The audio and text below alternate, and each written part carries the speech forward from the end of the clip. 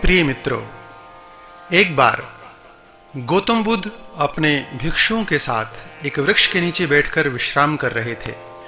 उस वृक्ष की छांव में बुद्ध अपने भिक्षुओं की जिज्ञासा दूर कर रहे थे। बुद्ध के सभी भिक्षु एक एक करके उनसे प्रश्न पूछ रहे थे और गौतम बुद्ध उनके प्रश्नों के उत्तर दे रहे थे। बुद्ध के उन भिक्षुओं में कुछ भिक्षु ऐसे भी थे जो कुछ समय पहले ही संघ से जुड़े हुए थे, जिसके कारण अभी उनके भीतर वह समझ पैदा नहीं हुई थी जो गौतम बुद्ध के प्रवचनों को समझ सके। गर्मियों का समय था, सूरज अपने चरम पर था और चारों तरफ धूप ही धूप थी। लेकिन उस वृक्ष के कारण बुद्ध और उनके सभी भिक्षु आराम से छांव में बैठे हुए थे। इतने में ही गौतम बुद्ध के एक भिक्षु की नजर एक बूढ़े व्यक्ति पर पड़ती है जो उस वृक्ष के पास से गुजर रहा था। वह भिक्षु उस बूढ़े व्यक्ति को देखकर अचानक से ही हंसने लगता है। उस बूढ़े व्यक्ति की उम्र बहुत ज्यादा हो गई थी, जिसके कारण उसकी कमर मुड़ी हुई थी। उस बूढ़े व्यक्ति के हाथ में एक डंडा था, जिसका सहारा लेकर वो बूढ़ा व्यक्ति अपनी मंजिल तक पहुंचने का प्रयास कर रहा था। उस बूढ़े व्यक्ति का शरीर केवल हड्डियों का ढांचा मात्र था। अपने भिक्षु को हंसते हुए देख बुद्ध उससे कहते हैं कि मेरे प्रिय भिक्षुओं, कृपा कर हंसो मत, क्योंकि जिस व्यक्ति को देखकर तुम अभी हंस रहे हो कोई साधारण व्यक्ति नहीं है, बल्कि वह व्यक्ति इसी क्षण तुम्हारे जीवन को रूपांतरित करने की अक्षमता रखता है। जो आज तक मैं तुम्हें नहीं सिखा पाया, वह यह बूढ़ा व्यक्ति तुम्हें सिखा रहा है। इसके द्वारा दी गई सीख को बेकार ना करो। बुद्ध की ये बातें सुनकर बुद्ध भिक्षु से कहता है कि मुझे क्षमा करें बुद्ध, पर मुझे यह समझ नहीं आ रहा है कि यह बूढ़ा व्यक्ति जो खुद अपने शरीर और अपनी बीमारियों से लाचार है, वो मुझे क्या सिखा सकता है।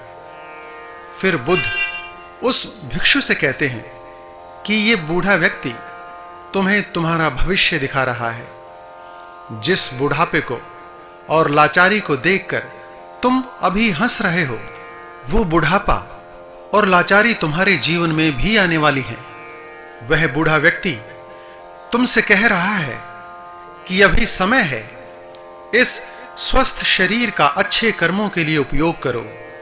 अगर तुम्हारा यह स्वस्थ शरीर तुम्हारे हाथ से निकल गया तो फिर से वापस नहीं आएगा, और अभी तुम्हारा यह शरीर सही से काम कर रहा है। जैसे कि तुम्हारे हाथ, पैर, आंख, कान और ये सभी चीजें सही से काम कर रही हैं। क्या यह छोटी बात है? और क्या तुम इसे मामूली सी बात समझ रहे हो?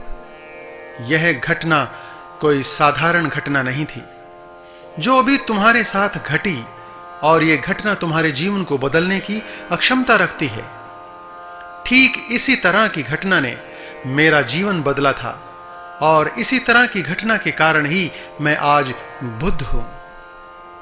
फिर वह भिक्षु बुद्ध से कहता है कि क्षमा करें बुद्ध, परंतु मेरे मन में यह विचार नहीं आया कि मैं उस बूढ़े व्यक्ति से कुछ सीख सकता हूं। उसे देखकर केवल मुझे हंसी आ गई। ऐसा इसलिए हुआ क्योंकि तुम्हें अपने भीतर कहीं ना कहीं लगता है कि जिस स्थिति में आज वो बूढ़ा व्यक्ति है, उस स्थिति में तुम कभी नहीं आओगे।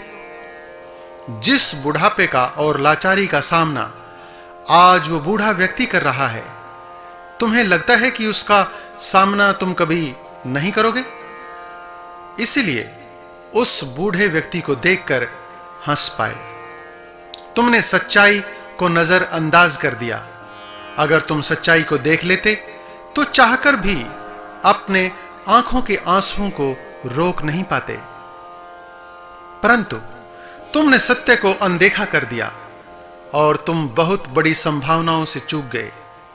बुद्ध की ये बात सुन वो भिक्षु बुद्ध से क्षमा मांगता है और ये निश्चय करता है कि वह अपने स्वास्थ्य का उपयोग अपने अहंकार को बढ़ाने में नहीं, बल्कि परम सत्य को पाने में करेगा।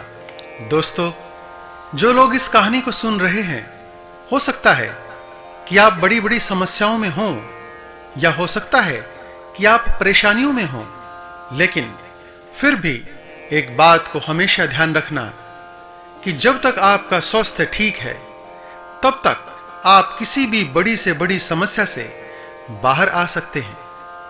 दोस्तों, इसलिए बुद्ध ने कहा है कि हमारा स्वास्थ्य सबसे बड़ा उपहार है जो हमें इस सृष्टि से मिला हुआ है, इसलिए इसका उपयोग सही से करें। ओम बुद्धाय नमः।